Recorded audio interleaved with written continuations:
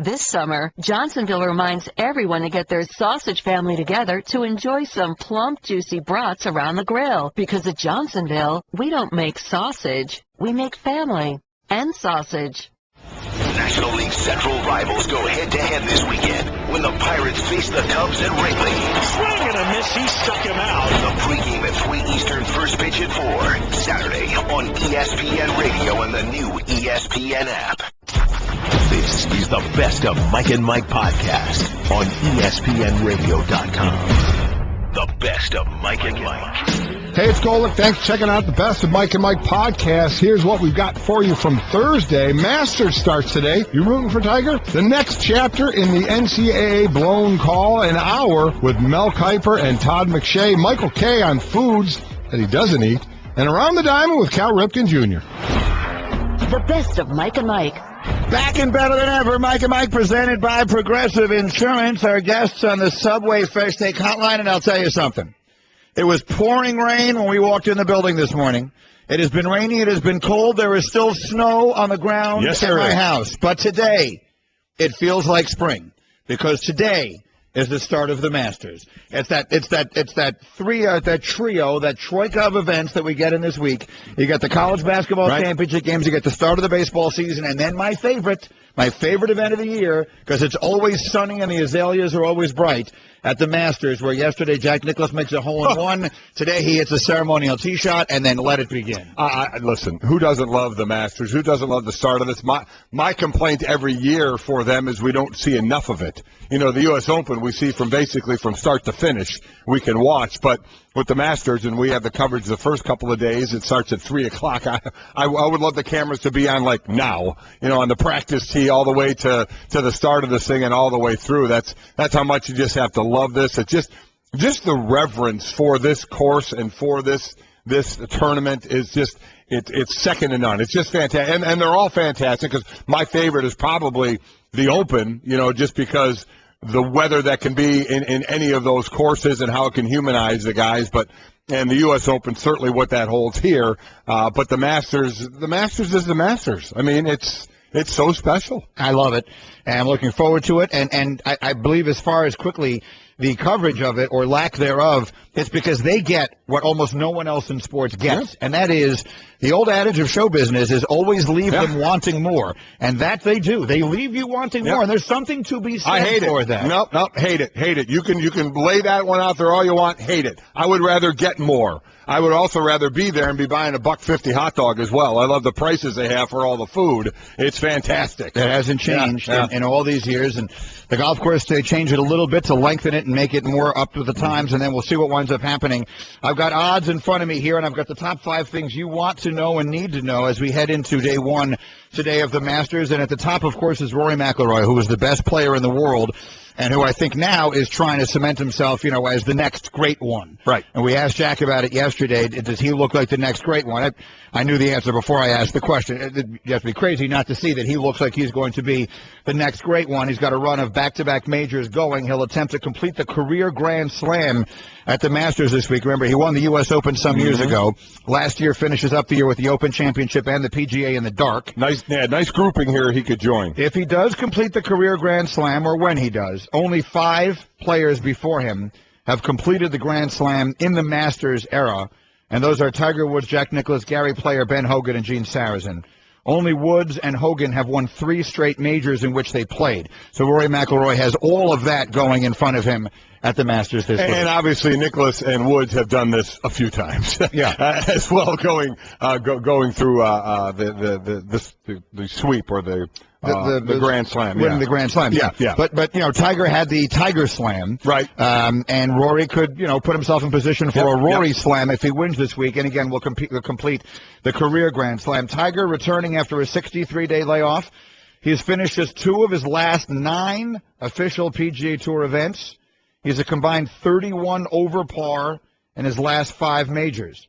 Now, for what it's worth, having watched him play this week, and you really don't get much out of these practice rounds, and by that I mean we don't really know exactly how well guys are and aren't playing.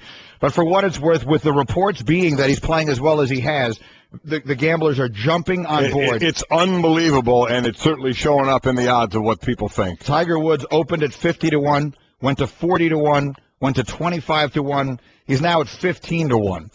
And I said this earlier in the week, but we haven't made a bet yet. If you don't want to make it, we don't have to. I'll make it. Absolutely. But what are the stakes? Tiger Woods. My bet with you is Tiger Woods will be playing Saturday. I'm not ready to say he's going to be in contention, but I tweeted this earlier in the week, and I will stand by it. I will be less surprised if Tiger Woods is a factor on Sunday than I will be if he misses the cut. That's how confident I am he's going to play I'm this completely weekend. the other way. And the thing is, though, I'm saying that with my head. My heart, I want him to play the full. I want him to be there. I want him to be in contention. I love watching tournaments when he is in contention. We know it absolutely moves the needle, and those who want to poo-poo that, you're completely wrong, because it's right there in black and white when he is in contention for something. How many people not associated with golf all of a sudden want to watch golf? And he's had the most money bet on him, to win this tournament. And you know what that means? Is Vegas is going to make a killing, because he's not going to win it. But the most money has been bet on him. And that's why you see the odds dropping the way they drop. So I don't think he's going to win. I don't think he's going to make the cut. But, again, I hope he does. I really, really want him to and get back going a little bit. And this would be a great jumping-off point after the 63-day layoff. As far as who's bet the most money bet on them, Tiger is first, followed by Rory, followed by Jordan Spieth. The odds as we speak, McIlroy is 13-2, Spieth is 10-1, Jason Day is 12-1, Bubba Watson 15-1, Dustin Johnson 15-1, Adam Scott won here a few years ago, he's 15-1, Tiger's now 15-1, and Mickelson is 20-1. Those are the favorites. As far as favorite or not favorite, is he or is he no longer your favorite player?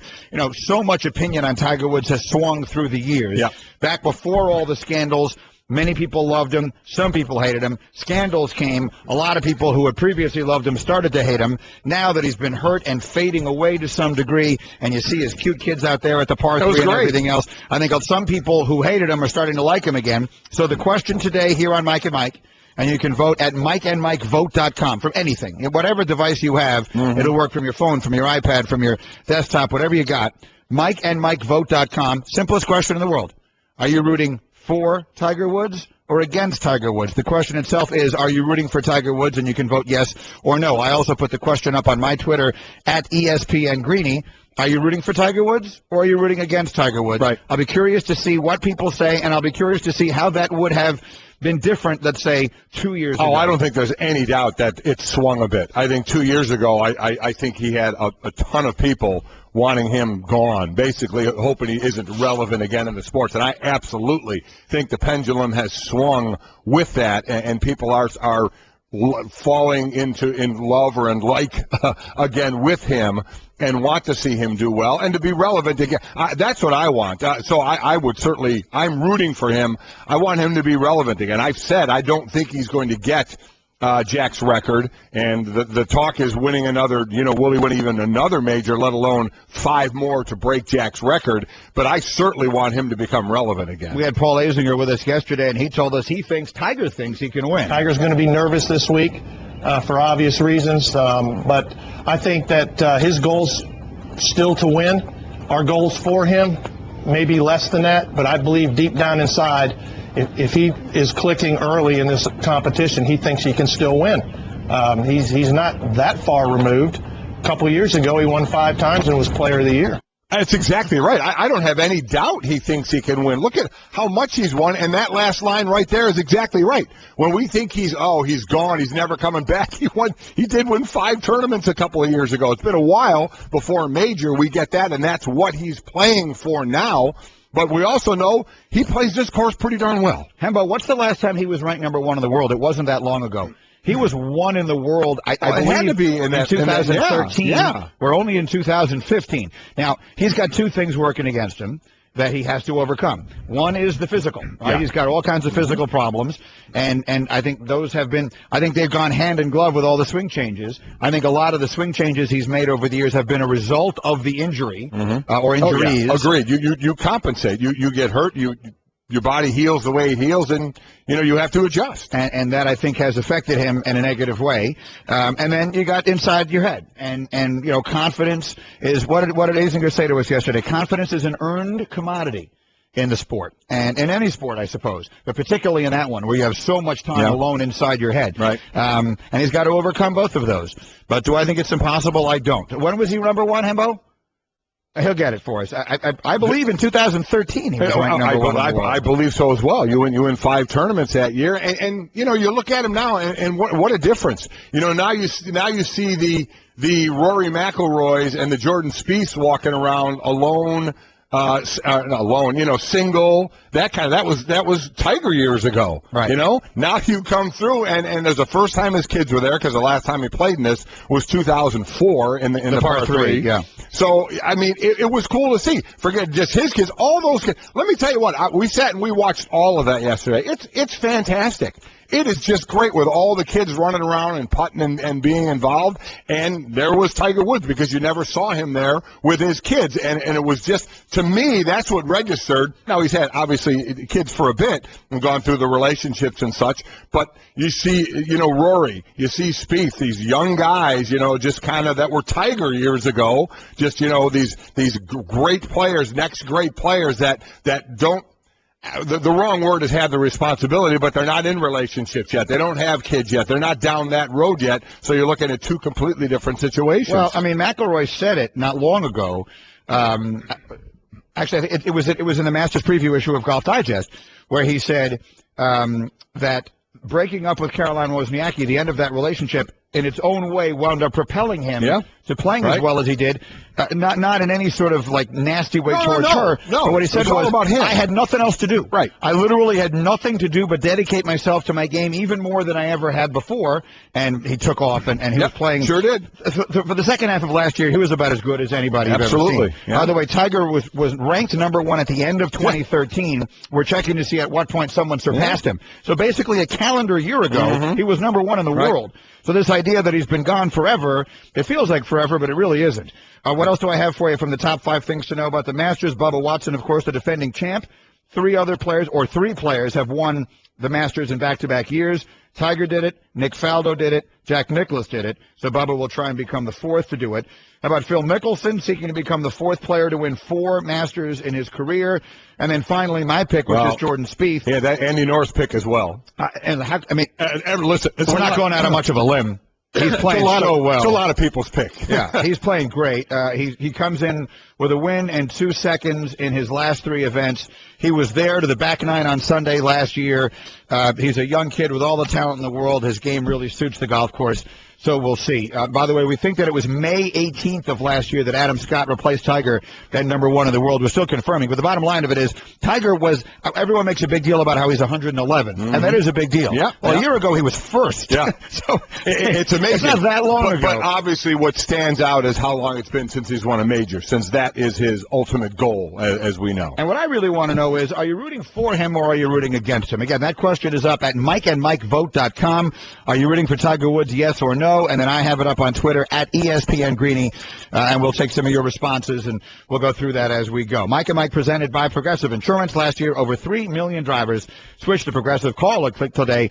Find out if you could save. So the Masters is on the way beginning today. Coverage again today starts 3 o'clock Eastern time on ESPN. Real quick, I have a feeling it's probably the way it's going to go. The first response, yes, go Tiger. The second one, against. I want him to make the cut, but I'm not rooting for him to win anymore. I think that's fine. Yeah. I think that you can be rooting for him to do well. Let me rephrase that. You can say, I'm more interested because he's in the mix, but I don't want to see him win. Now, if the people who really dislike him are going to want to see him, embarrassed and play terribly and get, not make it to the weekend. But I can see where you could, you could acknowledge that it's more interesting that he's involved, but not want to see him win. Real quick on this, I'm not trying to be a troll or snarky here, as Ben says, but it's been a long time since Tiger's won a major. At what point, or is there a point, where we stop talking about Tiger Woods? Ben, as we just said, a calendar year ago, he was ranked the number 1 player in the world. In 2013, he won 5 times. So, I mean, how do you stop talking about him when he was at the top of the heap? Including the Players' Championship, which is considered the fifth, it's like the fifth major, it's the next biggest tournament that they play. The answer is not anywhere near yet. Nope. I don't know when that time will come. It's something that will come by itself. Either he's going to start to play better, he's not, which is going to drop him off, or others are going to start dominating the sport. Well, I mean, Rory McIlroy has kind of dominated the sport. There is certainly a young, new group. But there's always going to be young, new players. I mean, Tiger Woods not a kid anymore. Well, no, but it's what these young players do. We're getting young players now who you're saying, okay, these guys may take over the sport between Rory and between Jordan Spieth, who seems to be the juggernaut right now. I think he's got a chance to be a great one, but clearly Rory is the one right now. So we're looking forward to watching that today. We'll see. That's the story going forward. The story going backward just will not go away. We spent a lot of the day yesterday on the comments that were made by John Adams on Sirius XM the day before about how the referees in the championship game on Monday night never saw the angle that we all saw. On the Justice Winslow play, late in the game, final 2 minutes, Duke's up 5, ball goes out of bounds. They initially rule a Duke ball. They go and look at it. Everyone watching in the country had a chance to see the ball clearly go off the fingertips of Justice Winslow. It should have been Wisconsin ball, down 5, 2 minutes to play. Instead, Duke keeps the ball. They run about 30 seconds off the clock. Tyus Jones makes a 3. 8-point game, a minute 20. It's over. So it's a big, very, very big call. And we thought, and we spoke about it at great length yesterday, the refs didn't see the call, what a mistake, blah, blah, blah. And then it just will not go away.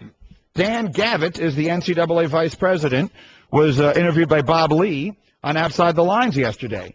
And he said, now hold on a second, John Adams was wrong. They did see that TV angle. Unfortunately, John really misspoke, I think, in that the officials did indeed have the angle, the camera angle that was shown on TV to the general public. It did come late in the review, which was nearly a 2-minute review. And probably the angle that they didn't quite see was that CBS did magnify the final review, where the ball and the fingertip was shown larger on screen. But the three officials did indeed have the angle that the rest of the country saw at the end of that review. So here's where we are now with officiating in college basketball. Not only can't they get the call right, they can't make up their mind what they saw and didn't see.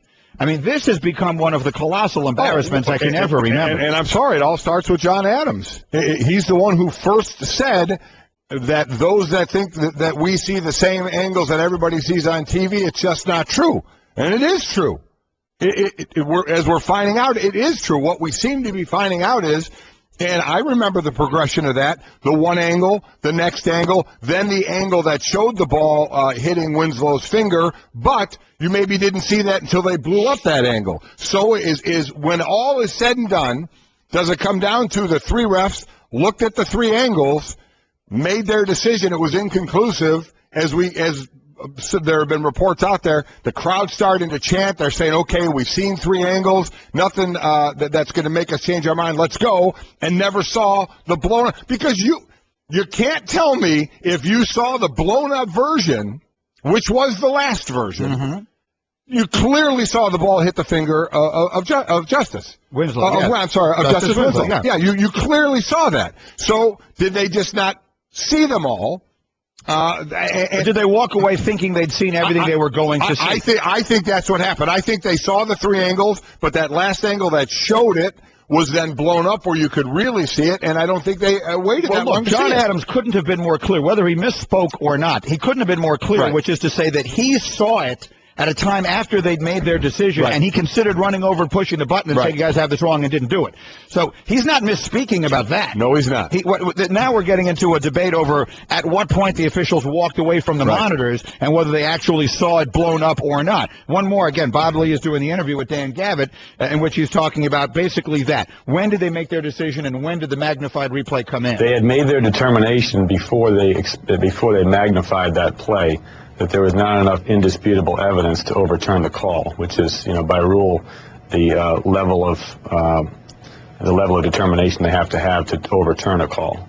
But they did indeed see that angle and determine that it wasn't indisputable enough evidence to overturn the call. So they saw the angle, they just didn't see it blown up. And I get it. I get it. If you saw those three angles at the regular replay speed until you saw the final one of it blown up and they were freeze framing it, where you could see the ball hit the finger if they didn't wait that long. This is one of the issues they're going to have to fix, because I talked about it the other day in college football with the replay. They have somebody in the ref's ear talking to them, about there's this replay coming, there's that replay coming. They don't seem to have that yet in basketball. And it's an evolution, and it can get better, and hopefully it will.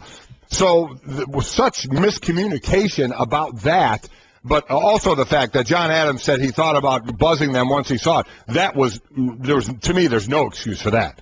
Zero. And I've heard people say that's not his place, he shouldn't have done it. I couldn't disagree more. You can have that opinion if you want. In that game, in that situation, he should have got up, buzzed those refs, brought him back because the ball wasn't in play yet, and said, look at this slow-mo, blown-up play. It hit his finger, Wisconsin ball. Save them from themselves. Yeah. You'd think if you're them, you'd want that. That's the point that I think we've been trying to make here. It's not about showing up the referees. It's about getting the call right, which ultimately should be everybody's goal. So that continues. By the way, did you see what Mark Cuban said about college basketball? Boy. It's terrific. 1,000% right. So you'll hear that as we continue. Plus, who cares where these quarterbacks go work out, right? Well, you will.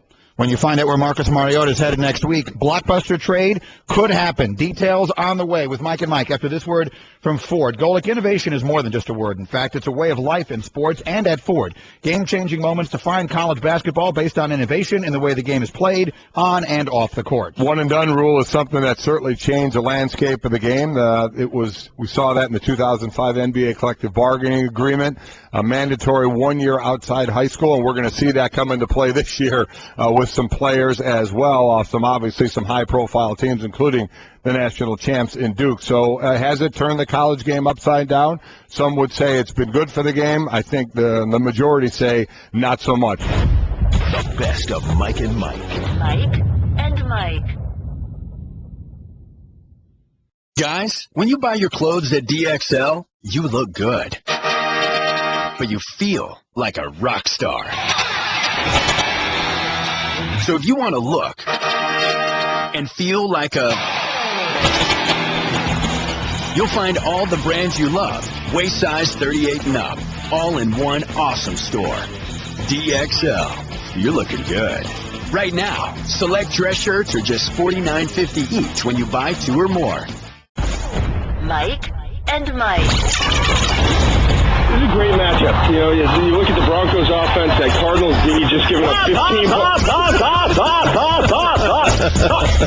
Actually, just practicing. Go ahead. On ESPN Radio and ESPN2. There's going to be a great hour. Mike and Mike, Mel and Todd are here. Mel Kiper Jr., Todd McShay. There's Subway Fresh Take on the NFL Draft, which is upcoming. Mel has another mock draft coming out. McShay's just handsome. So we got lots of things working here. We're presented by Progressive Insurance. Very quickly. Yeah. I was just going to say, in all honesty, how much has it changed for you guys because of Caliendo? I mean, it's like we'll listen to you. Yeah. We'll listen to you guys talk though, and we'll say, why can't you guys sound more like Frank? I kind of known as McShay. I enjoy Caliendo more than Kiper. I know that. But going out to games the first time in a long time this year.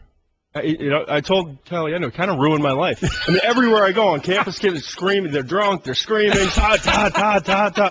I mean, what are you going to do? I think that's great. It's funny. I like it, too. And they both came in. They're such good guys. They both came in. They had their suit coats on, and they both said, do we need the jackets? Oh. Jackets. Guys, let's do this shirtless. Let's just go shirtless. We were going to do skins here. Yeah, I think we could do it. By the way, the 79th Masters is underway and strongly recommended. We've just rehired Jason Sobel, who was at Golf Channel for a long time. He used to work here at ESPN before that, and he's back now. He is a great follow on Twitter if you like golf. He's at Jason Sobel, ESPN, and you can follow him. So he tweeted the 3 shots. The big 3 all hit their shots. Apparently Arnold hit a low hook. Gary Player striped one down the middle, and Jack Nicklaus hit his classic high fade. And then my favorite thing is they were asked about the 1965 Masters, which Jack wound up winning. Right. And here were the responses. Jack said, I remember the 3rd round. Gary Player said, I remember the wrong man won. And Arnold Palmer said, I don't remember anything. That's great. Those are the comments. That's more the truth, huh? So those guys are have hit, and the Masters is underway. We'll keep you posted. How Again, about the Jack coverage yesterday? is later He today. predicted it, too. Yeah, he did. With Van Pelt. He used to be my hero of the week on Dorian Bell. He called it. It was fantastic. And to watch that and just how he played to the crowd after it was fantastic. Babe Ruth, Deion Sanders, now Jack Nicklaus. And now Very Jack cool. Nicklaus, exactly. And the kid from West Virginia who didn't work out so well against Kentucky. All right, Mike and Mike, let's get to the draft here. The NFL draft, April 30th in Chicago. We'll be there doing Mike and Mike Live. Obviously, you'll see Mel and Todd all over that and all over ESPN leading up to that. So let's start with this, because, I mean, you guys and Mike Mayock are clearly the three best known at what you guys do. And Mike Mayock yesterday made a change, which seems to a lot of people to be very late in the process to be changing. I mean, everyone talks about the quarterbacks. Winston 1, Mariota 2.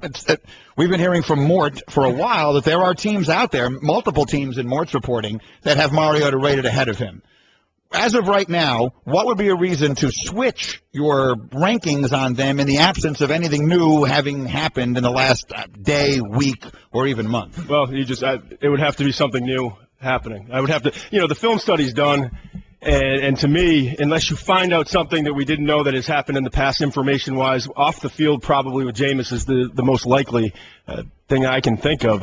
What did he give for a reason as to why? He gave more his reasons why he has Mariota ahead of him. Yeah. If he gave reasons why he made the switch at this point in the process, I didn't see him. More. I mean, the stuff he said to us a while ago, he talked a lot about Jameis's interceptions and Marcus, how he played in the offense that he played and how well he executed. Oh, that is what he did say. I take it back. I'm sorry. He did say he's watched more film and he's more impressed with Mariota, some of the decisions that he has had to make in that offense.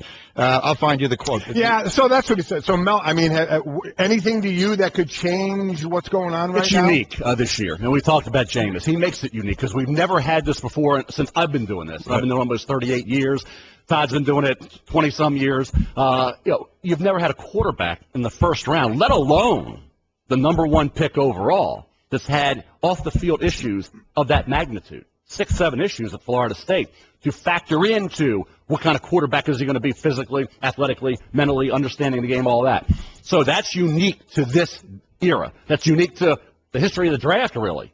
And something that I think factors in if Mike makes that change late. It can't be based on anything happened on the field. It can't. Pro days don't matter. No. You can take pro days for quarterbacks and not even attend them and be better off. Because Peyton Manning didn't have a good pro day. Jamarcus Russell, Tyree, great pro day. Yeah. Pro days throwing Teddy against Bridgewater air had the worst pro day in history and wound up having a good rookie year. Why waste your time making that Pro trip? days are for guys you haven't heard of as much, so you can say, oh, look at that, and then go watch some film on for them. quarterbacks means nothing. I don't care if you're and to spend more time one-on-one with them, and to sit down and install some things so that you can come back a couple weeks later like the Buccaneers did and have a 25 passing session with them and say, all right, we taught you this 2, 3, 4 weeks ago. What do you remember? You can understand all that.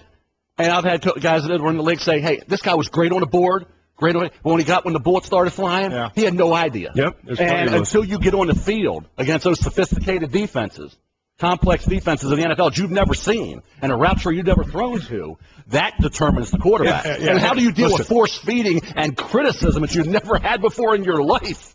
And scrutinization that you've never had before. How do you deal with that mentally determines the fate of a lot of these guys as well. If Jameis Winston is not the first pick, if Marcus Mariota is the first pick of the Buccaneers, I think it will come down to, some familiarity in terms of, the offensive coordinator and the past with the Oregon coaching staff and the history there. And also it will come down to moral fiber and concern about Jameis being able to represent the organization well. And we know Lovey is very much into the character of an individual, and that, to me, would be the deciding factor. But you've got to decide, too, is Mariota, do we feel confident that we can develop Mariota? Because he's a gamble in his own right. Even though he has exceptional intangibles, we have to develop a guy who doesn't really understand pro concepts nearly as well as Jameis, who hasn't spent much time under center, which I'm not that much worried about, but who doesn't have to go through pro reads as much and make those anticipation throws that Jameis has shown time and time again that he can make.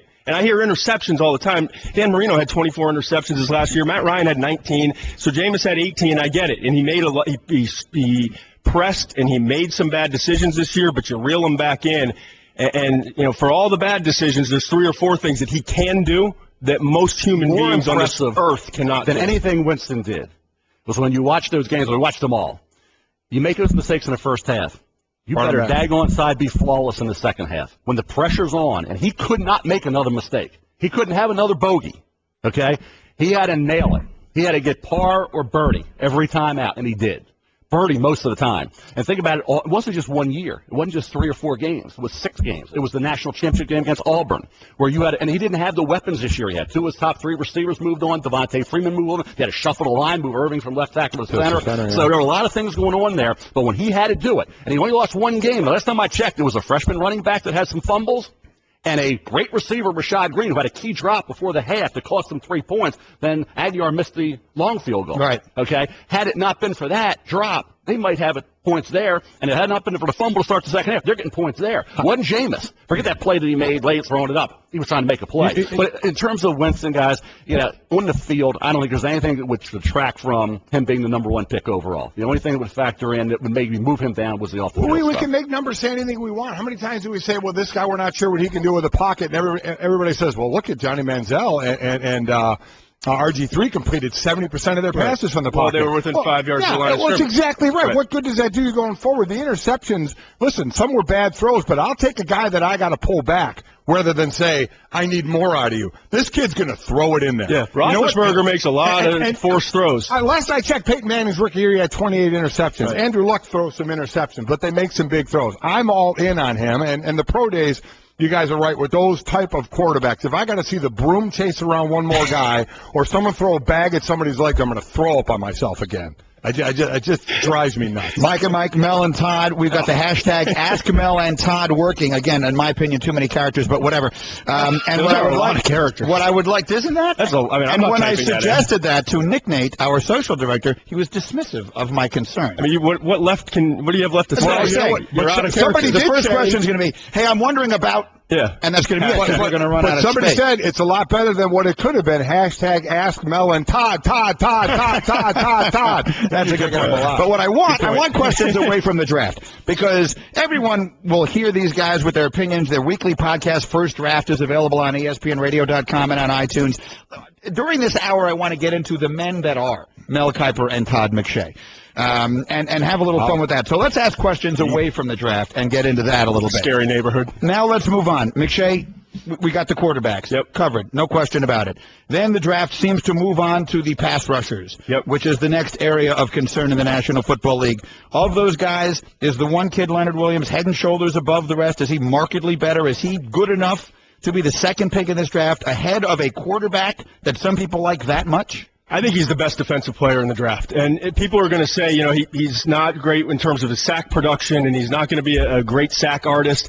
He may not be a double-digit guy every year, but he's probably going to get you 7, 8 sacks, and he's going to consistently push the pocket and get quarterbacks off the spot, and he's going to be on the field every play. I mean, this guy was playing 80, 90 plays a game, and the Pac-12 with a lot of teams that were, 3-step drop, quick shotgun, get the ball out. And the more I studied him, the more I appreciated him. And when you're around 300 pounds and you move the way that this guy does, there's not many individuals like that. So I think he and then Eric Armstead from Oregon on the inside. Yeah. And then we got a bunch of guys on the outside. Randy Gregory from Nebraska is the best pass rusher in this class.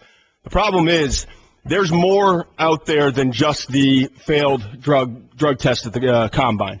There's a lot of things that teams are now scrambling to work through in terms of his past, and so we'll see how that all shakes out, where he goes. But you still have Shane Ray from Missouri. You still have Vic Beasley from Clemson, who I'm not as high on as some other people like my good friend Mel, Bud Dupree from Kentucky. There's a lot of good edge rushers, and I think that's going to be the story early on is the quarterbacks and then those defensive front seven guys. You talk about rushers, Mel. That's what those guys, the last few guys you mentioned, that's what they are, they're rushers. At least with Williams, you can get a versatile guy. Right. You go up, depending on the defense, could be that a 3-4 DN, but a rusher, he could move down inside and rush from the inside. I like his versatility a lot. But I know that we have a group of edge rushers, which is the big thing now in the NFL. But I want to phrase the question this way, or frame the question this way. I'm going to go like you as well.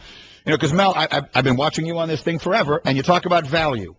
If there is a quarterback in the draft, we just looked up on Scouts Inc. You have Marcus Mariota rated the 5th best player in the draft. Right? 5th best player in the draft. If there is a quarterback who is the 5th best overall player in the draft, how in the world does someone not go up to 2 and get him? If the Titans decide they don't want him, how in the world is it that he doesn't wind up being the second player picked in the draft, considering the value of the position? He could. Let me just go back. I had mentioned the kicker for Florida State, Aguilar, is Roberto Aguayo. I don't know what Florida State is. Aguayo. I got baseball. I got everything on my life. Aguilar, Aguayo. But in terms of the fifth pick and the second pick and where you're going to go for Mariota, Washington's at 5. I would think they would want out. Tennessee's at 2. All the talk about Phillip Rivers ending up back close to NC State where he grew up. In San Diego, bringing in Marcus Mariota is possible. That's why, at the end of the day, I had a decision. I had ripped Todd for breaking mock draft rule number 3 by projecting a trade at I didn't know that about 1 or 2 either. Well, I'll tell you what 1 or 2 are. Okay. But as far as me, I broke the rule too. And I broke the rule because Todd already broke it. So all bets are off. Who cares now about rules? He broke the first one. But as far as the 2 pick. That's what I'm dealing with. The 2 pick. Somebody could get in there because I would think Tennessee isn't going to be Mettenberger. They know right now. It's like, do you know your quarterbacks for the draft? You better know your guys that are with you. And Mettenberger, is he the guy? They know more than anybody else. So if they feel he is, then fine. Then they can take Leonard Williams. Not even worry about anything. If they feel like Rivers with Wisenhunt, change the scenery, re-energize everything. He's coming off the injury. He had a good year real good year. Bring him in, then fine. Then Mariota ends up in San Diego. That could be a way that the pick is at 2. If he doesn't go 2, does he go 5 to Washington? Does he go 6 to your Jets? Does somebody move up to there, like Cleveland? Does somebody jump up in that spot to get him? Mariota wins. Is it clear cut that Mariota's going 2, not 1? That's the thing we got to figure out. Is Tampa Bay locked in to Jameis Winston? Well, you better have they fluid right now. You better, to answer your question, you have to have a vision with Mariota and you've got to have a plan in order to see the whole thing through. And you've got to believe in your quarterback coach. You've got to believe in your offensive coordinator and how you're going to bring Mariota through your system, because he's not going to step in right away, understand fully pro concepts, and be able to handle an entire offense like Jameis Winston would, or like an Andrew Luck would, or some of the other quarterbacks who played in pro-style systems. He's very smart. He's going to pick it up, but it's going to take a little bit of time. So I don't know that you draft him at 2, even though, to your point, and I get it, and I'm on board with it. If he's at 5, and because of the positional value, you got to take him, but you better be prepared to have some patience. And so as a coaching staff, do you feel like you can wait a year and afford that year and develop him the way he needs to be developed? Or do you think, we don't have the time to do this the right way. We better stick with what we have and get a really good player at a different position. If you like a guy at 5, you like him at 2. I like agree with 10, that guy at 15. If you're going to draft a quarterback, but if you don't think you should play him year 1, can you do that? Right, but what I'm saying is that if you have a guy that you really like a quarterback and you have strength in that conviction, it shouldn't matter. If you take him at 20, you're bringing him in as your starting quarterback. You're not bringing, and I agree, because you better love him. You're not bringing him in to not play him his first year. You're bringing him in for the next decade. Right. So if you think he's your quarterback for the next decade, I agree with you, Mel. 2 or 5, it doesn't matter. And what I also think is, I always say this, the egos, as you go upstairs from coaching staff and on up, and I don't mean it in a bad way, is there are those that say, this kid's athletic, Mariota I'm talking about, this kid's got great size, this kid's smart. You know what? I can teach him how to play NFL quarterback. Let me ask a question to all of you, because, Mike, you two, I appreciate your study of the tape. And NFL Draft Talk on Mike and Mike, brought to you by the new Ford Transit, built Ford tough. We all know about what Mariota didn't do in college in terms of the offense that he plays in. Does he throw it like the great quarterbacks throw it? I don't consider myself an expert. I just watch like anyone else who's a fan. When I watch Winston, he throws it. I understand there's a little bit long delivery, but the first love for me is the kid who can just throw it. Does Mariota throw it? The ball comes. I think he has a release kind of like Aaron Rodgers. It is very quick, compact, and the ball comes off his hand. And I don't think I appreciate it until I watched him up close a couple times. This past year in the Rose Bowl, and then the national championship, and then at his pro day. Just watching it, it's not an elite arm, but I give it a B. And the release quickness, Trent Dilfer always talks about LTA, load to arrival. So loading the ball when you've got the ball right before you're going to start the delivery process to when the ball arrives at your target. It's not necessarily about velocity of speed if you have a long wind-up delivery. It's having both of those things together. And I think his load to arrival is very good. It's not exceptional, but it's very good. And he better learn to be a mobile quarterback, not a running quarterback. And I think that's something that these guys have to adapt to. RG3 hasn't yet adapted to that. We'll see moving forward if he can. Some have. Kaepernick adjusted right away to that. Can Marcus Mariota realize that, you got to be smart when you're running with the football? And I think there were times at Oregon he was. I saw numerous times where he would get out of bounds. He would veer out of bounds. Or Russell Wilson gets it. Kaepernick gets it. RG3 should learn from them what it takes to stay healthy. That's the key with him. I don't want to hear about running quarterbacks. Steve Young wasn't a running quarterback. He was a mobile quarterback. Exactly. Mobile, not running. If they get that in their head, they're a lot better off. Here's my thought in watching Mariota and watching all of it is we all know about the athlete part and the arm. I agree. I think he can make the throws. I think his arm is a good arm. It's not a great Mike, gun you know who was arm, ripped for not having an arm? What's that? You know who was ripped at his pro day for not having an NFL arm?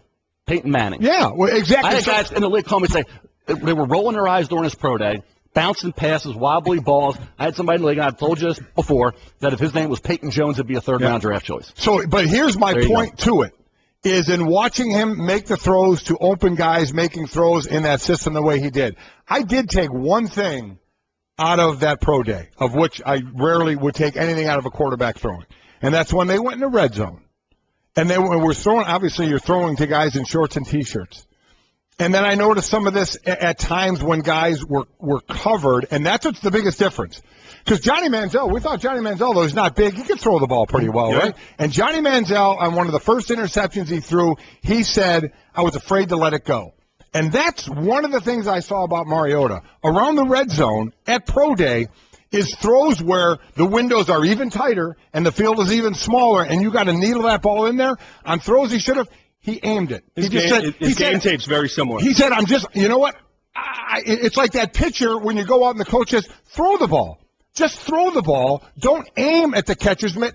Throw the ball to the catcher. And I saw that sometimes out of him where he would kind of just aim it to say, I got to put it right on the spot. That's a little bit of a microcosm of the concern long term is how quickly is he going to develop to the fast-paced game. And, you roll your eyes if you're a college football fan, and I get it. But when you watch the different speed of the game of the defenses, and you hear the passing windows all the time, and it sounds like such a cliche, but it is what it is. I mean, there are very tight windows, and that's why I say anticipation. Mo makes fun of me for anticipatory accuracy. You've got to be able to throw the ball into a spot that doesn't exist. It's an imaginary spot, and you've got to hit that spot before your receiver has broken out of his route, before your receiver has even crossed the face of a linebacker or gotten behind the linebacker before the safety is going to come. And it's not that he can't do it. It's just that he doesn't have a large catalog of those throws. That's the problem I have with all this, guys? I started this thing too early in 1978. Because back in those days, you were into the 80s, Todd, when you were in third grade, you were developing quarterbacks, and you coached quarterbacks, and you let them evolve into NFL quarterbacks. They had no clue. I asked Ron Jaworski about that. He gets so disgusted with the force feeding and the lack of time to develop players, not just quarterbacks.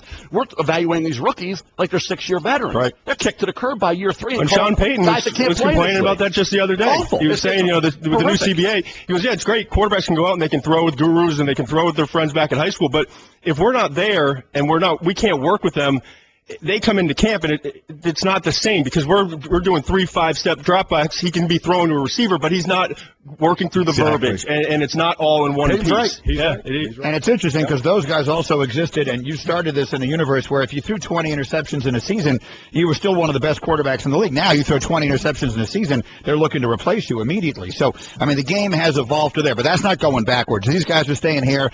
Mel and Todd, we're Mako shirtless in our next segment. We'll see if I can talk them into that. But one way or another, Ask Mel and Todd is our hashtag, and I want questions off the draft. Let's just meet these men behind the debate. Mike and Mike. All right, we got Mel and Todd here. That's, of course, Mel Kiper and Todd McShay. You have now reached that status, though, guys, where your last names are not necessary. You just say Mel and Todd, and everyone knows who you're talking about.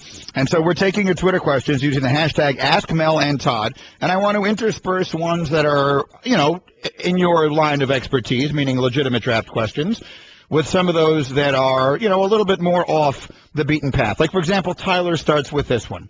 Mel, how much time do you spend every morning on your hair? Very little. Very little. No, because people talk so much about the hair. I've walked me through the process before, not that I really wanted to know. No, you don't want to know. But very little because once it's done, it ain't moving. It's done for today.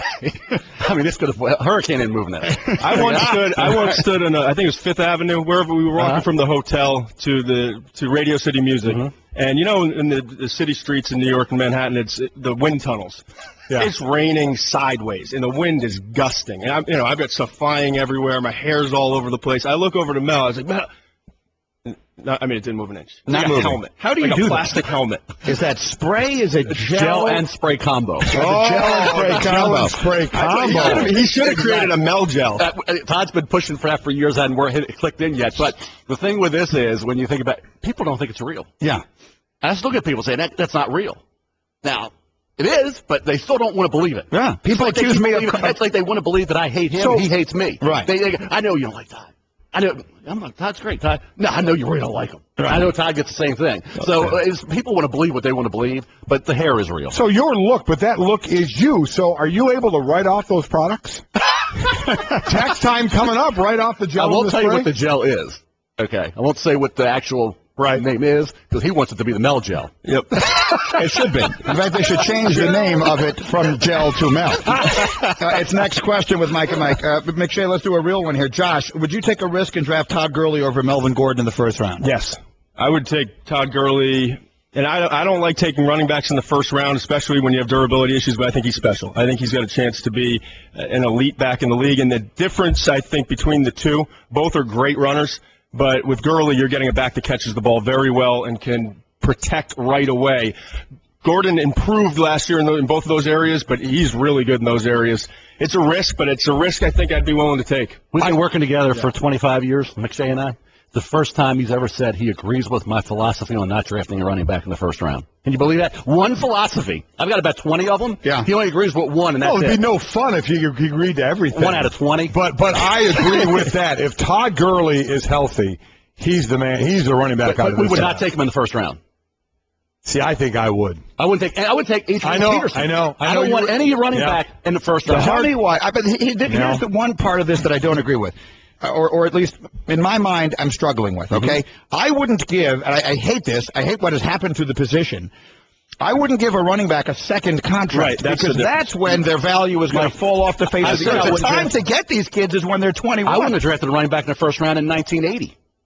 This is good. I'm glad we're talking about it, because I actually then don't totally agree. All right, I'm glad. I would draft. There's exceptions. Adrian Peterson's an exception to the rule, and I think Gurley's an exception to the rule. The second contract is where I would say, sorry, thank you for your services, but we've got to move on, because you can't win when you're paying. It's kind of proven if you go back and look. When you're paying that kind of money to a running back, it's very hard to win in this league. Well, just to explain the rationale behind this. Right. The running back position's always been where they come in right away and they play. And I remember Craig James and others said, we don't need to know anything. You can come right in and play. You can play as well that year, whether you hold out or you don't. There were some great running backs that missed all camp, came in and had a great rookie year. Give them the ball and let them go. Secondly, you can be better as a rookie than you'll be as a 6-year pro. Only position you can say that about, because of the wear and tear and the tread on the tires. You can find, as history has proven, going way back, that running backs from the second round on have been as good or better than the first round running backs. That's the only position you find that kind of data on. So I've stuck with that all along. And then you look at the backs over the years, and it's not just 1, 2, 10, 20. You can go to 50 plus, 100 plus that have been as good from second round on as the first rounders. So I don't care if it's Todd Gurley, MG3, Adrian Peterson, Barry Sanders, Emmitt Smith. Great. But I guarantee you in those drafts or other, you can find backs that were just as good later. And that's the only position you can say that about. Mike, it's next question brought to you by O'Reilly Auto Parts. Better parts, better prices every day. Another one for Mel. Do you eat any other kind of pie, or is it exclusively pumpkin pie? You know, what irritates the heck out of me is the fact that in May, June, July, August, even into September, you cannot get pumpkin pies at certain stores. Yeah. They start putting apple out. I want pumpkin year-round. It's not seasonal. I mean, come on. I mean, is it like the accountant, like me, like the McShay? We only go from certain time to certain time? Yeah. I mean, can we have a year-round pumpkin pie maker? We don't. So you don't appreciate any other kind of pie? He doesn't eat it with crust. Only non-fat, fat-free whipped cream. Fat-free whipped cream. No crust. So there's a couple of things for you to do: a Mel gel and a year-round pumpkin pie production. There's some things. He's an interesting cat. He breaks 5 or 6 rocking chairs a year. By the way, I got to explain this one. Yeah. Because I see Chris Mortensen yesterday. Mort says to me, "Mel, you okay?" said, guys in the league were calling me when you were on Mike and Mike, saying, you got a problem? There's something wrong with you because you were acting weird. I said, I don't remember what the heck you're talking about. Well, when I was doing the show with you guys a few weeks ago, I was doing a Glow Point. They said, Mike, nobody said I'm doing TV. So I'm just there in the room thinking I'm bouncing around the way it usually bounces around. When I do shows, like I do Daria Mel on Saturday, the chair feels like it's going to break one of these. You just move around a lot. I rock in it. If you let me go right now, I would be rocking the whole show, and I would be doing all kinds. If you notice, anytime we're doing a shot together, I make sure I'm on the outside so I can keep him boxed in so he doesn't get too close to the camera. I mean, we have to work these things out. What is that about? During that show, I was all over the place. And Ray Netchie produced said, "Hey, you were," but they couldn't get in my ear because I had it in, but nobody could talk to me. Is this just an energy thing? You're just kind of always moving, always on the go? I've been nuts since day one. And I think that just proves it. I broke it. I used to remember those horses used to rocking horse. I used to break the springs of those. I've broken down. We have a graveyard of Barker Loungers and Lazy Boys and you name it down in our basement. We got to get rid of a lot of them. I go through one a year. Are you just hearing music the rest of us are not hearing, or is this just an involuntary act? It just happens. It just happens. Yeah. All right. Music that we're not like dancing. I was watching you that day, by the way, but I could rock. You want to do another one? Yeah, go ahead. This is a more serious one for both of you. Todd, we'll start with you. Why are some teams so much better than others in the draft? And for guys that you think should be drafted high, example, the Jags. They pick in the top 10 for so many years. We all think they're taking talented people, and it just is never working out for them. I think a lot of it, I mean, it's a broad stroke, but I think a lot of teams, the big difference is when you have an organization that is consistent, that has the same coaching staff for a long time, the personnel department stays consistent, Baltimore Ravens, Green Bay Packers, some of those organizations, they've learned how to work together. Because it is almost impossible in today's day and age to be the GM, the head coach, and to do it all if you don't have the right assistants that you can trust their eyes to go scout. Find me this specific thing.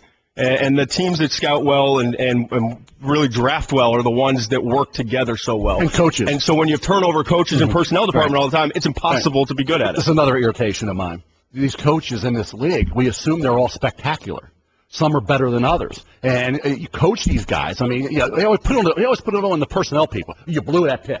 How'd you make that mistake? Well, what about the coaches? They got to take some responsibility for not developing those guys. And to me, and I know the late great Bill Walsh with value. The late great George Young said, "Hey, when you buy is just as important as who you select."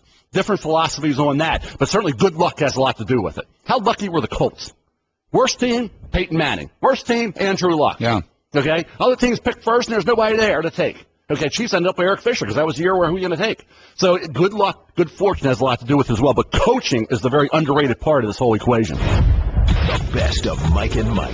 Mike and Mike. Mel and McShay are here. The questions are flying in faster than I can keep up with them. Let's just do a few rapid fire. All right, it is Masters Week. Who's the better golfer between the two of you? Oh, me. You don't even golf, do you? I used to. Okay, so. And McShay, what's your handicap? Like 16, 17. I'm not very good. Okay, very good. I got a lot of work to do. This is from Schwartz. What was the last non-sports movie you went to see? Non-sports movie? Yeah. It's the movie you went to see in the theater. I can't even remember. And by the way, Kim Kiper could kick his butt in golf. You send your wife to handle your wife to do that, huh? There you go. Right. She's a good athlete, right? Wow. She is. Yep. So you don't remember what non-sports remember. I know. What's the last movie you saw in the theater, McShay? I don't watch movies in the theater. I think it was the Batman. The Dark Knight? Yeah, this is like 6 years ago. You haven't been to a movie in 6 years? No, I don't go to. I watch movies at home. See, I don't go to theaters. A little older, that's going to change. Yeah, that's true. How about at home? What's the last one you popped in and watched that you really downloaded and watched, or Netflixed and watched? I've been watching a lot of. I lied, by the way. I didn't lie purposely, but Draft Day was the last movie I went to. Yeah, that was a sports. It says non-sports movie, but that was the last movie. So how realistic was Draft Day? Gone Baby Gone. Gone Girl. What is he talking about? Gone Girl. Or Gone Baby Gone. It just popped. Gone something popped in my head. That was the last movie. That's the rails. Here's this show. Yeah. What was the question? Keep it rolling. How realistic was the movie? Because I watched the movie Draft. I enjoyed it. Kevin Costner. Right. Did that smack true to you guys? It gave you a feel. It gave you a feel for what goes on. I think if I remember, Bill Polian said some of it right on, some of it. Oh God. Yeah, but it gave you a feel. It got you fired up for the draft. I think. Yeah. All right. Gone Baby Gone was a heck of a movie. Yeah, we've just made it it up, but it was terrific. Now, there was a movie, Gone Baby Gone, but it's not the one that you're talking about. Mike and Mike. Mel and McShay are here. Someone asked a question that I thought was really interesting. McShay, I'll start with you. Of all the years you've been doing this, you can evaluate players. You can have hits and misses.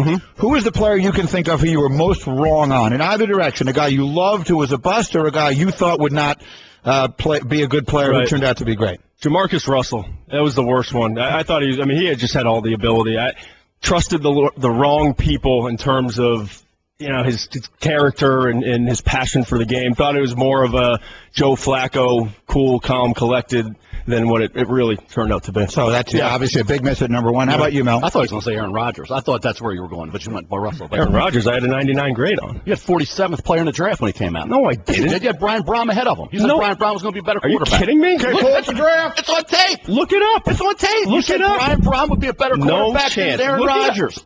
I got to give you a Todd on that. I have a 99 grade on him. As Brian Billick, my good friend, says, that's revisionist history. Okay. Wow. It is. Go ahead. Who is yours? After the kid's in the league. Who is yours? The original rating, not the original after he's in the league. Now, I would say Andre Ware. I thought Andre Ware would be a great quarterback. He went to Detroit Lions, run and shoot quarterback, run and shoot system. But I think when you're not in right away, it gave Rodney Peete a chance. Chris Spielman, Todd, he reminds you every day how I underrated him. Oh, yeah. He just texted me. He used to wake up 3 in the morning. He goes, LTA? Oh. What did he say? LTA, that's not load to arrival. It's lifting to annihilation. Right. He would wake up 3 in the morning, and he had my picture on the wall. And he'd look at that picture and do 100 sit-ups. Oh, he's not over it yet. No. Picture you? That's the wrong guy to get on the wrong side of. Oh, yeah. Holy smoke. And as far as the guy, recently I want to see. Jimmy Clausen, we all know.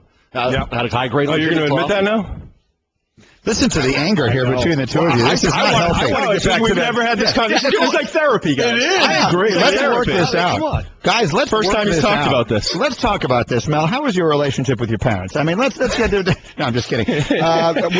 We pulled up the year. Here was the scouts think this was Todd's rankings. What am I supposed to be looking at here, guys? In 2005. Aaron Rodgers. You did have Aaron Rodgers as a 99 grade.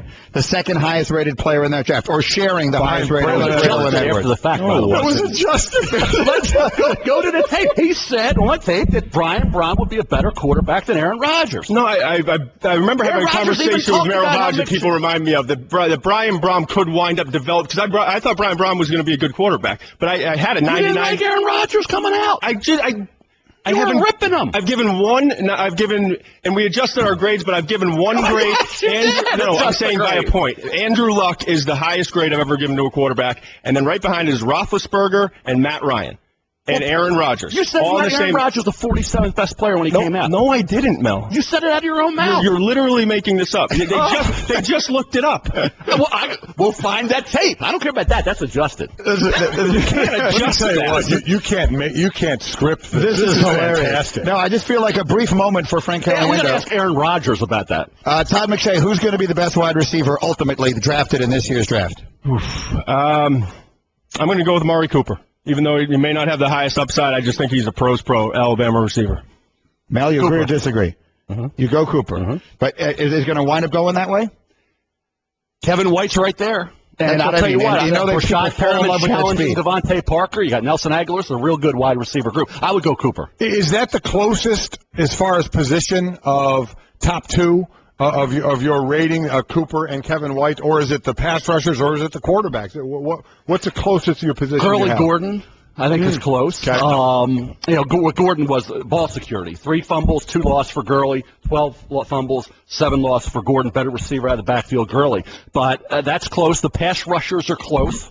Yep, and a lot of mixed opinions on the pass rushers. I think corners tight. Trey Waynes is ahead, but those other guys are close. One's an off corner and Kevin Johnson. Marcus Peters would have been right there, I believe, at some point. I think the receiver class is what makes this year's draft. Outside of the 2 quarterbacks, it makes it interesting. I mean, last year we had 15, I think, in the first 3 rounds, 12 in the first 2. Right now I've got 16 receivers with grades in the first 3 rounds. So people are saying, well, it's not as great a draft. In some positions it's not. At wide receiver, one of the 3-4 most important positions in today's NFL, it is loaded again. No, the one, and let's quickly a position we haven't talked about it, and the only reason I knew this because I saw all 52 of his starts. I thought Zach Martin would be the best of all of the old linemen that came out. Now, would I have said he was going to be an all-pro his first year? I don't know if I'd have gone that far, but I definitely thought he was the best of the linemen. Is there anybody up in that? There was a nice draft last year of old linemen. Is the Scherf kid in that category? Yes. Yeah, I don't think he's that far. I've got a grade that's very slightly below what I had for Martin a year ago, and I think he's kind of built in that similar mode. Played tackle in college, going to probably move into guard, and should be a dominant guard. I mean, he's nasty. Coach Barron said it to me early in the season. He goes, you know what? He's just wired differently than everyone, and meant it obviously in the best possible way. All right, and then finally, I asked this one on behalf of my wife, who is a Chicago girl. We are the draft moving to Chicago this year, and so the really big question will be Chicago deep dish style pizza versus New York thin crust style pizza. Which are we more a fan of? New York, not even close. I'm going to miss it this year. Mel. Chicago. Yeah. Well, there was no. Whatever he said, were you going to go the other way? Because I take the cheese off the pizza. Oh no, you don't. You take the cheese off the pizza. Really? Once you take the cheese off the pizza, you do realize it ceases to be a pizza. Right. It's dough. That's just a piece of bread. Sauce. You take the cheese off the. What? You just don't like cheese? No. Any toppings? No. So you just wait a minute. Bread and tomato it's bread sauce. and tomato sauce. Well, I take a fork and I take the cheese when it immediately comes so the grease doesn't get in there. I take the cheese off the pieces that I want, leaving for Kim and Lauren and the rest. They're normal. They eat pizza normally. You know, Mel, I've been told many times over the course of my life that I'm an unusual person, and I've never disagreed with it. You got to get Kim and Lauren on it. They get some real crazy stories. Yeah, how our better halves do the shows. Yeah. You get your guys. Oh, absolutely. Yeah. Sure. Low is definitely my better half, I can tell you that. Well, guys, I don't know how Kim does it. I only have to deal with it, 8 hours a day, like 40 days a year. She's got to deal with it the whole time. Oh, my God. Listen, I think that this is exactly what we wanted it to be. We lost control of it early and never got it back. It's Mel and McShay. You'll see very quickly, Mel, you're going to go release the new mock. Is there anything earth-shattering in the new mock? I think the team that had Todd Gurley on will surprise and maybe shock some people. Okay. We'll have that. We can read it for you off the top of the hour here in just a couple of minutes, and we'll see where the quarterbacks are going. I'll take an immediate look at number 6, and then I'll look at where everything else is. Sorry, you guys got to put your jackets back on. Yeah, really? And they got to go to work. Mel and thank you guys both very much. It's a lot of fun. Get that man a pumpkin pie. Check Aaron Rodgers. We are going to check the Aaron Rodgers tape. Oh, they looked it up. No. Someone just sent me a YouTube video of McShay saying Brian Brohm has a higher upside than Aaron Rodgers. Thank you. That's all I'm saying. Didn't grade it. I can hide it. I can. You know what? We can print. We can make this go. Audio speaks volumes. The best of Mike and Mike. How much fun were those guys? Both of them, and not seeing a movie. I mean, it's like when we talked to a coach. Remember the one coach we had here? The last sitcom he watched was Cheers? Yeah. Cheers? Yeah. And John Gruden said the last show he liked was Coach, the Partridge Family. So, I mean, people live in their bubbles. Listen, and I say this with love and respect. I've known Mel for almost 20 years. He is one of the quirkiest people I know. Unbelievably quirky. And I am a quirky person myself. I acknowledge that freely, but I'm not quirky like Mel is quirky. He's quirky. Takes the cheese off of pizza. Here's what I don't understand. If you're going to take the cheese off the pizza, I get it. Some people, they're lactose intolerant. Why are you getting pizza in the first place? Like, I can't imagine. I love pizza. Yeah, I do too. I will answer the Chicago-New York thing in my own way. And I get stuck in the middle of this. I grew up in New York. My wife is born and raised in Chicago and loves Chicago. She actually has already gotten in on this debate on Twitter, listening that Chicago-style pizza is better. See, to me, well, they're both called pizza. Yeah. They are such different things They are. that I think they're not comparable. New York pizza is probably my favorite snack in the world. I'm running around. I'm hungry. You stop and get a slice. It's phenomenal. I was just going to say the exact same thing. If you're on the move, that's where you go. If you're sitting down and having a little bit of a meal, you go. I love Chicago's stuffed pizza. I served it. I mean, I was a waiter in college when I was at Northwestern at a pizza place called Carmen's in Evanston, and I love it. I absolutely love it. And so to me, I like them both kind of equally but differently. The other thing, we're trying to get a hold of Michael Kay, and maybe he's running around. Oh, you got him over there? Because Mel's eating is so quirky. I just wanted to refresh my memory on Michael's. But again, I think Michael has quirkier eating. But again, with Mel, he eats a piece of pumpkin pie every morning. Every morning. Every morning. Takes the crust off. Yeah. He uses low-fat whipped cream. Right. Literally, that's his meal every single breakfast day. Every morning. He eats pizza but takes the cheese off. He's just got a bunch of quirky stuff. Yeah. But Michael's, I think, is crazier.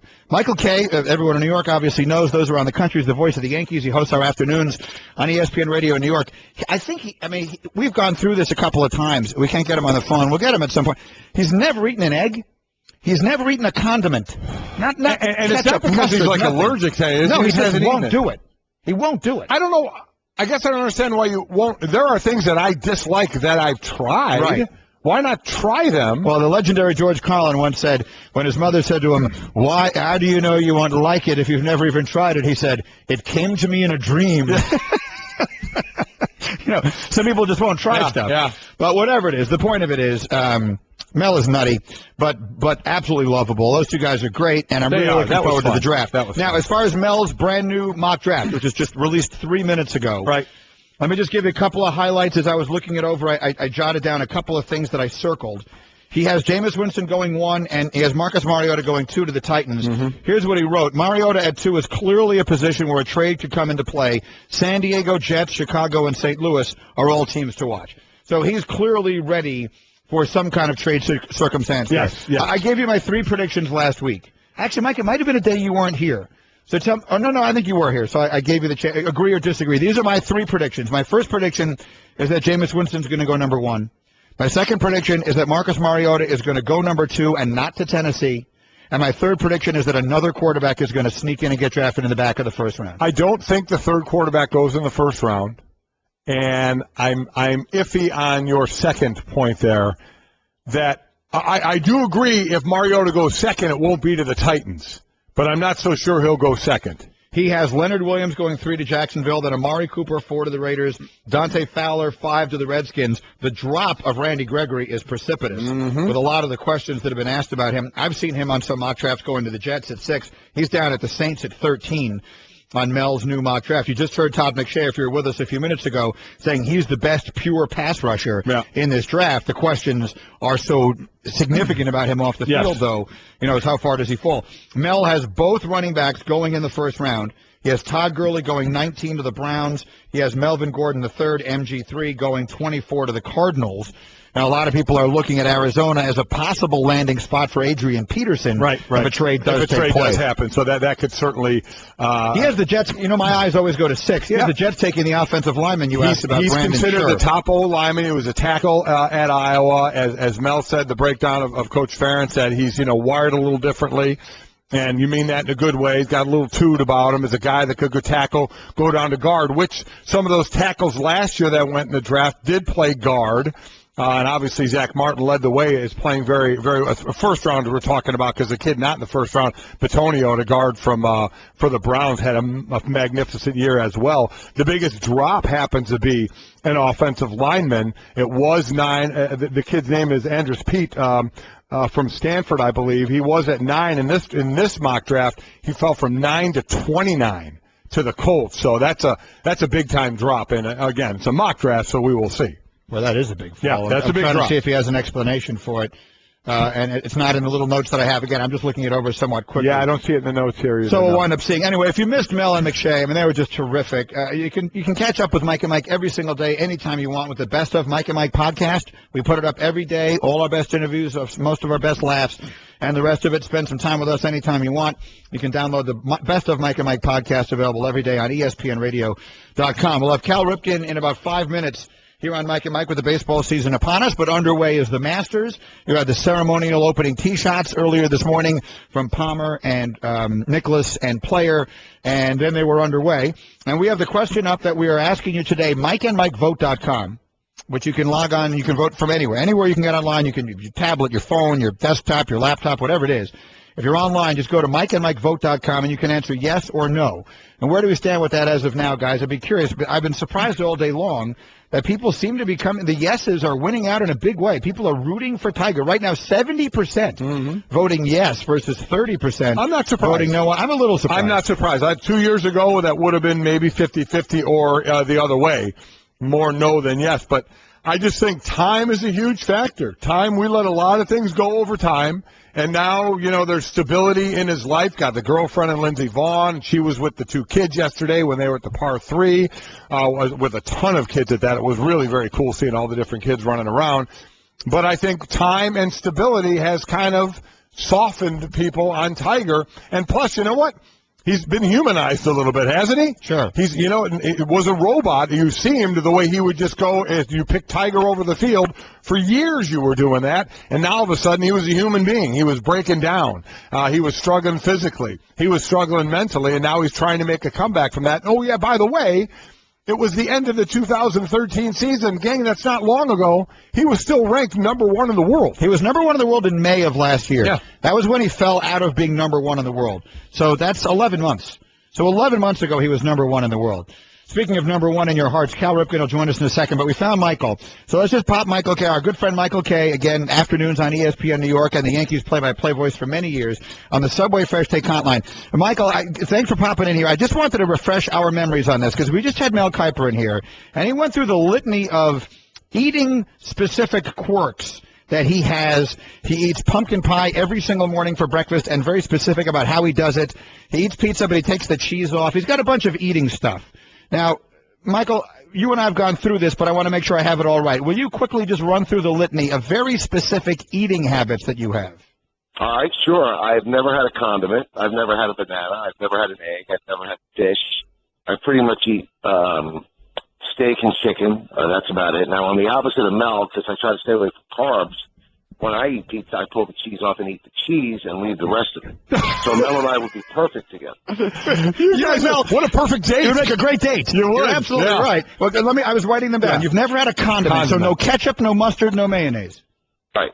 Never tried it. Why won't you try it? Well, as I always say, I'll try to clean this up. I've never really tried dog poop, and I know I don't like that, so that's why I won't have to. Come on, that's a cop. I've heard you say that before. You said it to me. But how are you making that comparison? Just out of curiosity. Well, I mean, how do people know that I don't try things? I don't even try things. Like my wife, we can have a great restaurant we like to go to, and she wants to go to another restaurant to try it out. I said, but why? We already have this great restaurant. I like to try things. I'm pretty set in my ways. I don't want to try anything else. You've never tried a banana? No. What is it about the banana? I don't know. I actually like the smell of it too, but the consistency, like I give my daughter a banana every day. She loves it. She's 2 years old. I'm trying to have her not be me. Michael has 2 little ones at home. Yeah. Little, and then never had like an eggs and bacon or whatever. Have you ever had a dish that had egg? Bacon though, Mike. No, okay. But have you had a dish that had egg in it? I might have. I mean, I have cakes, so I'm sure that there's eggs in that. How about egg salad? Well, egg salad? No. Yeah. The only kind of salad I ever have is iceberg lettuce plain. No, I've never had dressing or anything like that. Never had dressing? Never had a tomato in my life. Never had a tomato. Never tried. So I'm writing these down. Dressing, condiment, banana, fish, egg, cheese, and he eats the cheese. And then never had a tomato. I mean, it's just incredible. Let me tell you what, God love your wife. Yeah, I mean, that's just a remarkable way to live. Well, see, I'm interested you say that, Cole, because my wife is lucky. She never has to cook anything, and she's a great cook. I come home, she could make 2 burgers. We can go to any restaurant in the world because they always serve steak. She's in good shape. Nobody has to feel for her. I don't bring her down with my quirks. Can I just tell you that's the only part of the marriage she's lucky in, okay? That's hurtful. That's hurtful. We're Mike and Mike on the. We're presented by Progressive Insurance. All right, Michael, thank you for. So I remember many years ago, your friend and mine, Tim Kirchin, was on this show hosting with me one day, Michael, and he told us he had never in his life had a cup of coffee. And so we gave him. You've never had a cup of coffee in your life? No, and I love the smell of it, and I've never had a cup of coffee. Okay, hold on. Let's just stop you there for a quick second. If you love the smell of it, why wouldn't you try it? Because the stuff that I eat, guys, it's so bad. Why do I have to, ingest caffeine every day? I see how people become, addicts on coffee, so I just don't even want to try it because I know it's not really great for me, although my wife says it is good. She loves coffee. It's just incredible. Wow. I got Tim Kirkson to try a cup of coffee. Yeah. He didn't hate it. He didn't love it. Now, we put a little milk, a little sugar. Yeah, doctored it up. At that point, it ceases really to be coffee. Yeah. But again, Michael, I wanted to refresh my memory, and there's you're not even close. Mel Kiper is not even in your stratosphere. You are the Babe Ruth of eating quirkiness. So who else has almost the exact same eating habits as I do? Iron Eagle. Iron Eagle does not eat anything? Does not eat anything. I mean, on our first date, by the way, speaking of my wife, I heard you yesterday talking about caprese salad. When I order a caprese salad, I just have the mozzarella. I said, keep the tomatoes. And it's then not my a wife caprese has tomatoes. salad. Right. It's pretty much mozzarella that I order. But then my wife had tomatoes on her plate, and I was telling her all the stuff the first day, and she threw the tomato onto the cheese to see if I would freak out, because she said, I want to see if you were quirky or OCD. So I didn't go nuts, but I didn't really like the tomato lying on the mozzarella. And you won't put dressing on it either, so you're just eating a plain piece of mozzarella cheese with no flavoring on it whatsoever. Olive oil. Olive oil. Wow, there Delete you go. olive oil. You're crazy. There you have it. All right, Cal Ripken is holding through all of this. News. It's just insane. Michael, thanks for jumping in. We'll hear you this afternoon. Thank you. You got it, guys. He's nuts. That's amazing. He's just nuts. We're Michael. I bet Cal has had every one of the things that he hasn't had. Let's keep the Subway Fresh Take Hotline busy here. And Cal Ripken Jr., the Hall of Famer, one of the all-time greats and one of our favorite guys, joins us now. And Cal, I hate to start a good, serious baseball conversation with you with this inanity. But we're gonna. But you obviously know Michael Kay. Have you ever heard of a person who was quirkier/crazier than that guy? No. Just listening to it, I was just trying to figure out what happened to him where he won't be willing to try, or I don't know. I mean, I love trying new things, and one of the problems is I like everything. So you got to figure out when to eat and all that kind of stuff. But I can't imagine that. So you haven't done anything where you haven't tried it. You said, I just won't try this. I know I won't like it, so I'm not going to try it. You haven't done that at all? No. I'll give it a try. All right, excellent. Let's move on. Okay, let's get to some serious stuff here. We've talked a lot this week about superstition, Cal, and I'd love to talk to you about that as one of the greatest players of all time. Baseball players are the most superstitious groups of athletes I've ever come across in my life. What were your superstitions? What were the things, if things were going well, you needed to do? What were the Cal Ripken superstitions during your career? No, we were talking about eating. If you have a meal and you end up getting 3 or 4 hits, then you got to have the exact same meal at the exact same time. I think it's more about routines and habits. Some people take it to another level, but to me it was all about, if the day was going on a certain way, you got up at a certain time, you had breakfast at a certain place, you wanted to try to recreate all those things because you think that that's the way that you had success that day, that you were in the right frame of mind. So I wasn't crazy superstitious, but I did have my habits. As far as the season, very young, just starting right now, take us back to when you retired and the first season that started that you didn't play, much like what Derek Jeter is going through right now, kind of the feelings you have as for the first time in a long time you're not playing. Yeah, I think when you make that decision and you're pretty good with that decision, then it's easier when the next season comes. But I tell you what, the first day of spring training, it felt like that was the only real draw and pull, is that they're leaving for spring training without me. And that was a little bothersome. I mean, when I retired, I put a suit on and I went out and tried to buy a minor league team and put it into a stadium that was already being built. So I had a lot of things to keep me busy. But that first pull of spring training, it feels like you've been doing that all this time. And spring training is such a wonderful time. It's relaxing for the fans. It's relaxing for you as a player. It's just a really good time. So I didn't miss the season, or even I went to opening day in the next year. I don't think Derek did. But going to opening day, I didn't say I wish I was out there. But going to spring training, I was thinking, man, you guys left me.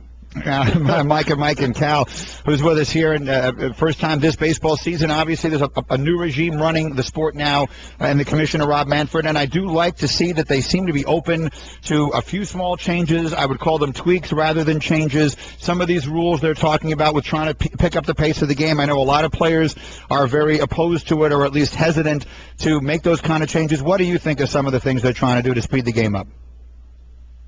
No, I like the fact that there's an open-mindedness and you're looking at it and you're willing to consider other ideas, because sometimes you think, okay, this is the way it's been done all these years. We're not even thinking about that.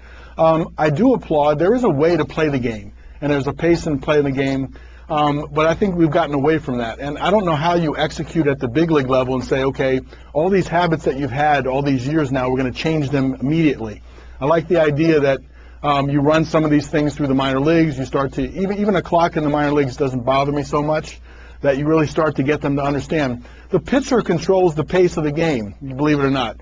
If the ball's in his hands and he's throwing strikes and he's being aggressive, everything else falls into place after that. So I think just getting the pitchers to really understand, to stay on the rubber, to know what they want to do and aggressively attack the strike zone, That's the pace of the game. But all those other things that happen, that people that don't know the game think it's just dull. If you know more about the game and understand the strategies and understand the thinking, then you get pulled into the game. So I would hate to see some of those things start to be pulled out because we're worried about how long the game lasts. At what point of the season did you as a player, fans certainly have a different view of it, you as a player say, okay, this is who we are?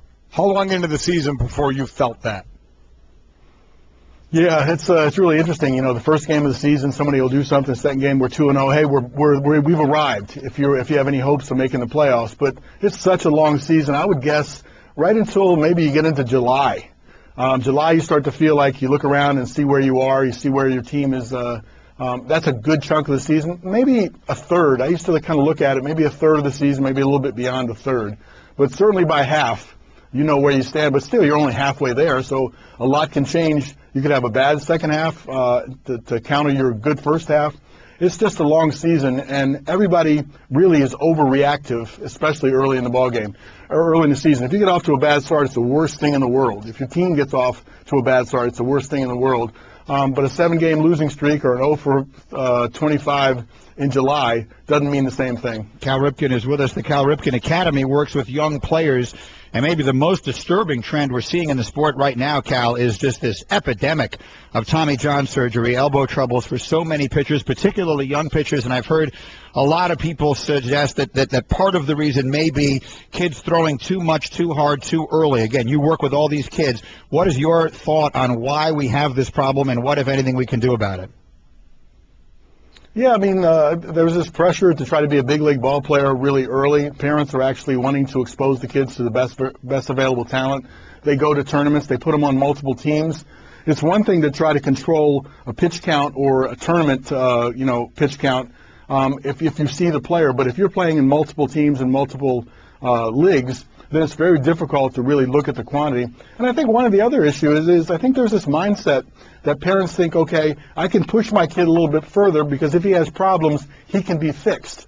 And so the Tommy John surgery, to some people say, okay, if it's not the worst thing in the world that happens, he'll just get fixed. And he might come back throwing harder than he does right now. So that attitude, the parents are the ones that are with the kid through all those leagues. So the education is, I got to protect my kid's arm as opposed to forcing him to really impress all these different coaches and wanting to be the man in these tournaments. And speaking of kids, if you have one who would like to play catch with the great Cal Ripken Jr., there's an opportunity to do it. Tell them how they can do it, Cal. Yeah, I mean, partnered with Kellogg's and Rice Krispie Treats, and we created a couple of opportunities for experiences at the All-Star Game. So one of the opportunities is you can buy Rice Krispie Treats with my picture on it. There's a promotional code, and then you can redeem that code, and then qualifies you to win a trip out to the All-Star Game, hang out with me, play a little catch.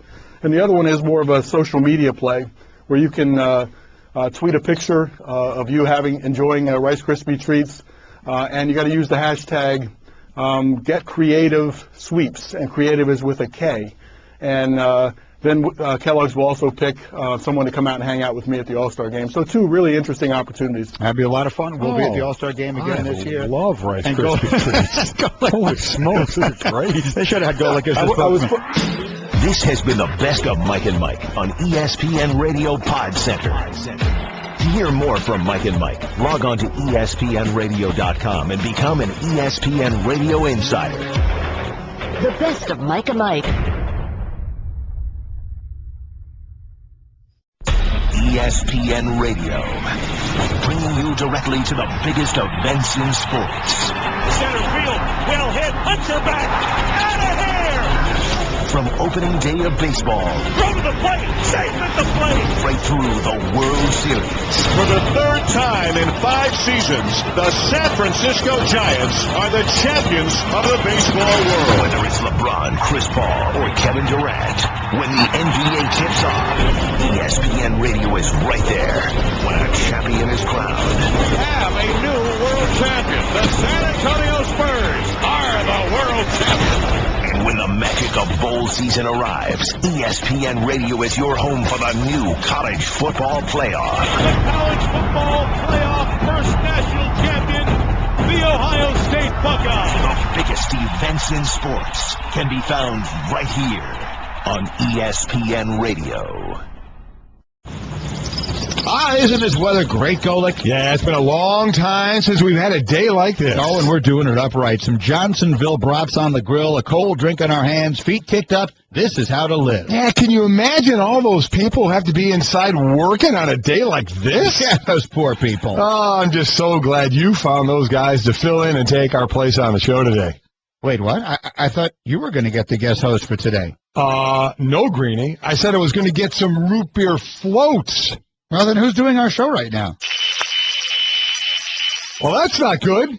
We better get back to the studio. But Golick, the brats are ready. Oh, man, Johnsonville brats, all that full, juicy flavor that comes from only premium cuts of pork. We could probably enjoy a couple of these before we head back, right? I don't see why not. That static seems to be doing okay, and it's certainly not going anywhere. Then neither are we. Pass me one of those Johnsonville brats. Johnsonville, served with pride since 1945. Find delicious recipes for the grill at johnsonville.com. Two of baseball's best go head-to-head in interleague action when the Tigers head to St. Louis to face the Cardinals. The pregame at 7 Eastern, first pitch at 8, Sunday on ESPN and ESPN Radio.